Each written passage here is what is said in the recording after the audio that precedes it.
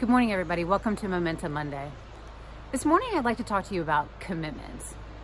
So something interesting that I learned recently was when you overpromise, you're actually devaluing your promise. Let that sink in for a second. So when you overcommit yourself and you're unable to follow through, you're actually devaluing your promise. Pretty amazing.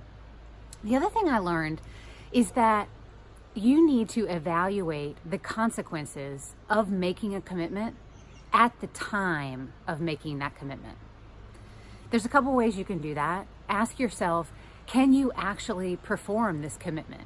Is it within your control? And then second, do you even want to? So there's a couple of answers when someone makes a request of your time for you to make a commitment. You can either say yes, you can say no, or there's two other resources. You can renegotiate or make a counteroffer, meaning maybe you can't volunteer, your afternoon on this, Saturday, but maybe you can contribute to fundraising efforts.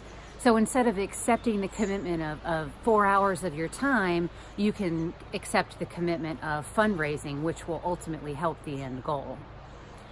The other option that you have is committing to commit. So maybe you need to evaluate your schedule or your calendar or your other obligations, and you can tell someone who asks you, hey, can you volunteer on this Saturday afternoon?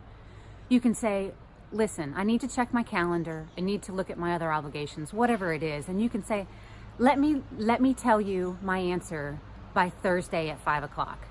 So you're not saying yes, you're not saying no, but you're committing to commit at a different time.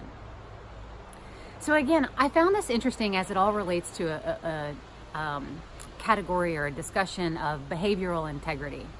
And behavioral integrity is doing what you say you're going to do, which I find to be incredibly important.